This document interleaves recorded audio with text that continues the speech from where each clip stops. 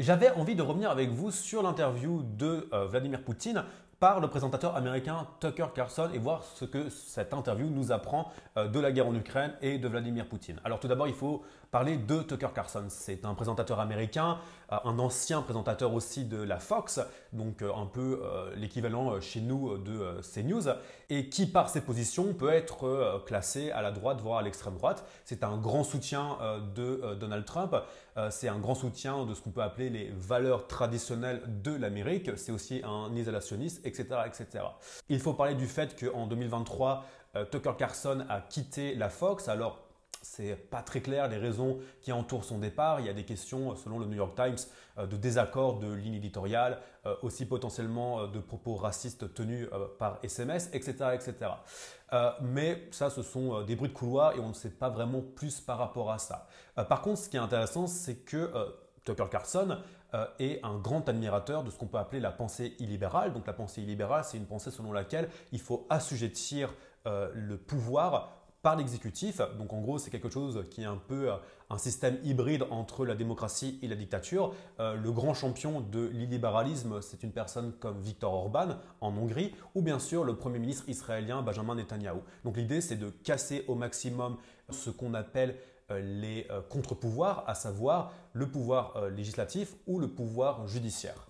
Donc, c'est aussi pour ça qu'il a interviewé le Premier ministre hongrois Viktor Orban il y a quelques mois et est un grand admirateur de son modèle. Aussi, par rapport à l'Ukraine, Tucker Carlson a toujours tenu des propos relativement anti-ukrainiens. Il a tenu des propos très désobligeants par rapport au président ukrainien Volodymyr Zelensky et s'est toujours opposé à l'aide américaine envoyée à l'Ukraine. Pas tant pour des raisons proprement liées à une haine particulière de l'Ukraine, mais tout simplement parce qu'il y a un peu cette logique malheureusement aux États-Unis de s'opposer au président en place.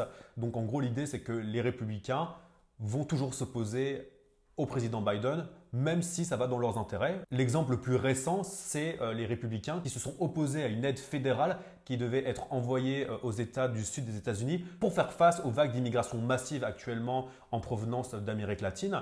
Et les républicains ont refusé de voter ce paquet d'aide, d'ailleurs un paquet d'aide qui était lié avec une aide à l'Ukraine et une aide à Israël, parce qu'ils ne voulaient pas donner à Biden une victoire au Sénat sur les questions d'immigration, encore plus qu'on est en pleine campagne présidentielle pour les élections de 2024. Et bien sûr, Donald Trump était en embuscade pour mettre pression sur les sénateurs républicains pour ne pas donner une victoire à Biden. Du coup, Tucker Carlson s'inscrit un peu dans cette logique d'opposition au pouvoir démocrate.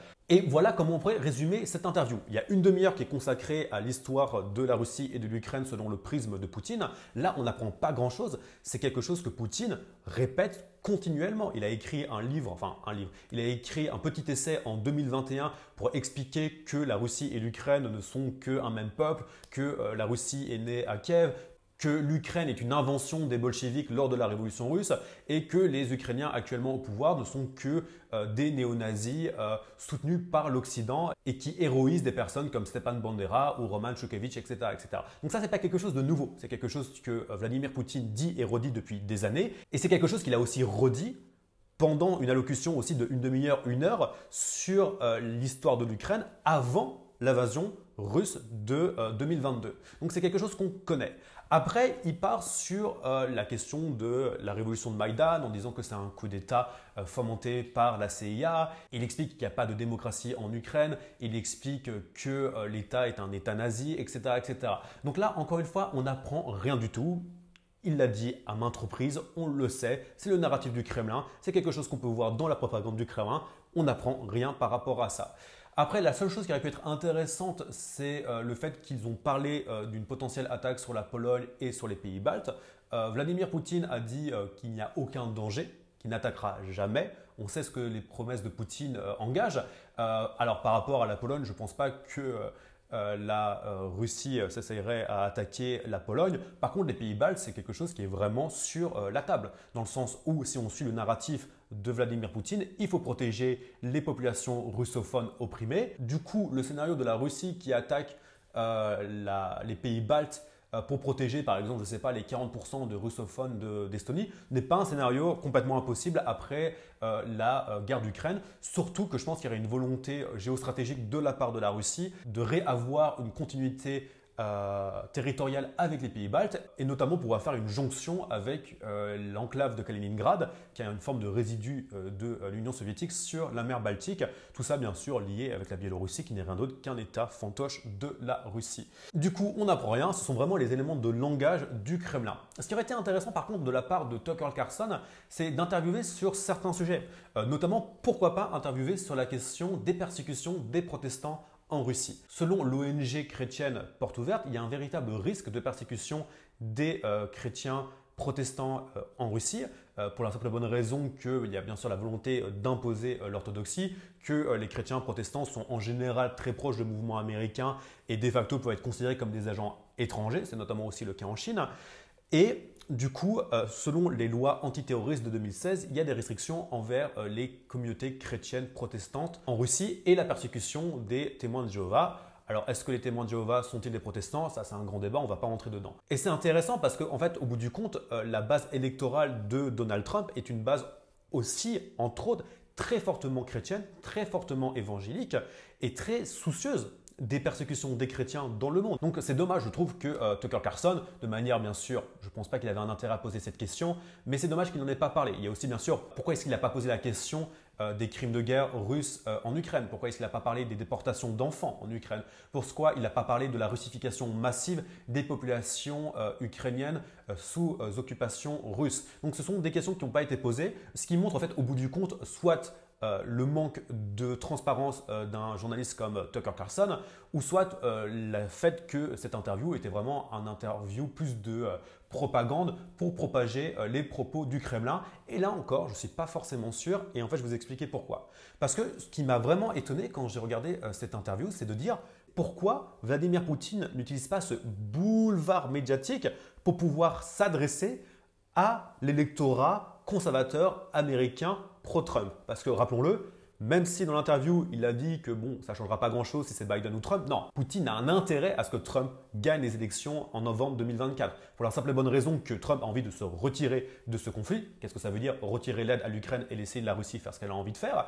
Et aussi, Trump l'a redit à de maintes reprises, on va se retirer de l'OTAN, il a dit ça il y a encore quelques jours. Si les pays de l'OTAN ne payent pas leurs cotisations et qui sont attaqués par la Russie, moi j'encouragerais Vladimir Poutine à faire ce qu'il a envie de faire. Donc c'est ça qu'il a dit il y a quelques jours. Donc non, d'un point de vue stratégique, Poutine a vachement intérêt à ce que Donald Trump gagne les élections. Mais tout ça pour dire qu'il n'a pas utilisé ce boulevard pour pouvoir parler des valeurs et des questions qui intéressent l'électorat pro-Trump aux États-Unis. Parce qu'au bout du compte, je ne suis pas vraiment sûr que l'Américain qui va voter pour les élections de 2024 s'intéresse véritablement à la question de savoir si oui ou non la Rus de Kiev a été fondée à Kiev ou pas à Kiev, si l'Ukraine a été fondée en 1917 ou pas en 1917. Je ne suis pas non plus sûr que l'électorat américain s'intéresse vraiment sur les questions de savoir si Bogdan Khmelnytsky au XVIe siècle a-t-il donné l'Ukraine à la Russie lors du traité de Péréaslav, etc., etc. Je ne pense pas que ce soit vraiment des questions qui intéressent profondément l'électorat de Donald Trump ou d'ailleurs l'électorat de Joe Biden. Et du coup, ce qui aurait été intéressant pour Vladimir Poutine, pour Trump et pour Tucker Carlson, c'est de parler des valeurs de l'Occident, des valeurs chrétiennes, de parler du fait qu'il y a une décadence de l'Occident. D'ailleurs, c'est quelque chose qui revient très souvent dans les discours du Kremlin en disant voilà, l'Occident est complètement décadent, ils se marient les homosexuels, il y a l'immigration, il y a l'islam, etc., etc. Et moi, c'est quelque chose qui m'a étonné, c'est qu'en fait, il n'a pas du tout surfé sur ce sujet-là. Il n'a pas parlé des questions de genre, de transgenre, etc. aux États-Unis ou en Europe. Alors que ce sont vraiment des sujets qui intéressent profondément l'électorat de Donald Trump. Et d'ailleurs, c'est sur ces valeurs-là, sur les questions identitaires, d'immigration et les questions de valeurs, notamment de genre, que vont se jouer les élections de 2024. Donc, moi, je pense que d'une certaine manière, Tucker Carlson a raté son interview parce que lui, il avait quand même un intérêt, c'était de pousser le narratif de Donald Trump aux États-Unis au travers de Poutine. Il avait un intérêt aussi à montrer Poutine comme un grand défenseur des valeurs chrétiennes. Il parle plus ou moins à la fin des valeurs chrétiennes, mais de manière vraiment très très anecdotique. Et de l'autre, on voit un Vladimir Poutine qui nous apprend rien, parce qu'on n'a rien appris de ce qu'il n'a pas déjà dit dans les médias russes ou lors de ses allocutions ou lors de ses déclarations. Et aussi, on voit un Vladimir Poutine omnibulé par son monosujet, à savoir la reconstruction d'un empire, et aussi omnibulé par le fait que pour lui, l'Ukraine n'existe pas. Donc, on n'apprend pas grand-chose. Donc, Tucker Carlson, à mon avis, a raté son interview. Poutine ne nous apprend rien. Au passage, Tucker Carlson se fait humilier à plusieurs reprises. Poutine tape à bras raccourcis sur les États-Unis. D'ailleurs, il serait intéressant de voir ce que va penser l'électorat de Trump ou nationaliste quand ils vont voir le fait qu'à plusieurs reprises, Poutine a vraiment tabassé l'Amérique. Donc pour moi, c'est un peu match nul, on n'apprend pas grand-chose. Dites-moi ce que vous avez pensé dans les commentaires si vous l'avez vu et n'hésitez pas à vous abonner.